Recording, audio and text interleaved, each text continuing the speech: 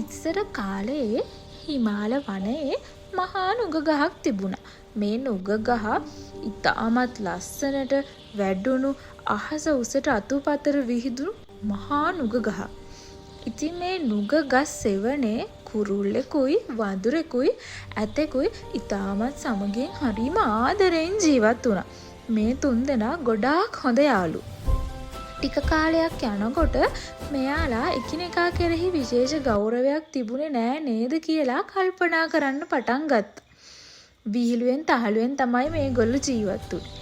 ඉතින් මෙහෙම එකිනෙකාට ගෞරවයක් නැතුව වාසය කරන එක හොඳ නෑ කියලා මේගොල්ලෝ හිතන්න පටන් ගත්තා. ඉතින් එයාලා අතර ඉන්න වැඩිමහල්ම කෙනා කවුද කියලා හොයාගෙන එයාට හොඳට ගරු සත්කාර කරමින් නුග ගහ යට මේගොල්ලෝ තුන්දෙනා ජීවත් වෙමු කියලා කල්පනා කරන්න පටන් ගත්තා. ඉතින් මෙයාලා ඒගොල්ලන්ගේ මතකය පාවිච්චි කරලා කවුද මේ තුන්දෙනාගෙන් වැඩිහිටි කෙනා කියලා තීරණය කරන්න පටන් ගත්තා. ඉතින් ඊට පස්සේ මේ තුන්දෙනා මොකක් දන්නවද කරේ? මේ තුන්දෙනාම නුග ගහ ගැන ඒගොල්ලොන්ට තියෙන මතකය විස්තර කරන්න පටන් ගත්තා. ඔන්න මුලින්ම අලියා කියනවා, මිත්‍රවරුනි, මම පුංචි පැටියෙක් කාලේ මේ කැලේ මැදි මේ ගස් අතරින් ඇවිදගෙන යනකොට පුංචි පැලයක් මගේ බඩේ ගෑවුණා.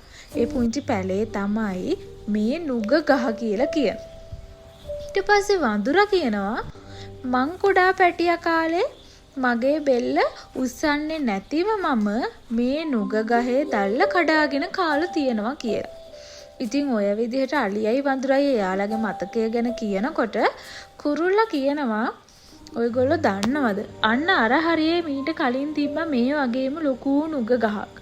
ඒ නුග ගහ හොඳට සරුවට හැදිලා ගහේ නුග ගෙඩිත් තිබුණා.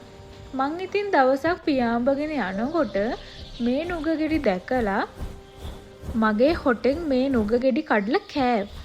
ඒ කාලේ ඉවර වෙලා මෙන්න මේ හරියට ඇවිල්ලා මගේ වසුරු වලින් ටිකක් මේ පොළොවට දැම්මා. ඊට පස්සේ කාලයක් යනකොට ඒ වසුරු වල තිබිලා නුග පැලයක් මතු වුණා. අන්න ඒ නුග පැලේ තමයි දැන් මේ අපි වාසය කරන ලොකුවට ලොකුණු නුග ගහ. ඉතින් මේ කතා තුනම යාළුවෝ තුන්දෙනා ඇහුවට පස්සේ මේගොල්ලෝ තීරණය කරා ඒ තුන්දෙනා අතරින් වැඩිමහල්ම කෙනා මෙන්න මේ කුරුල්ලා කියලා. මේ අතරින් වැඩිමහල්ම කෙනා කුරුල්ලා කියලා ඇතයි වඳුරයි දැනගත්තා.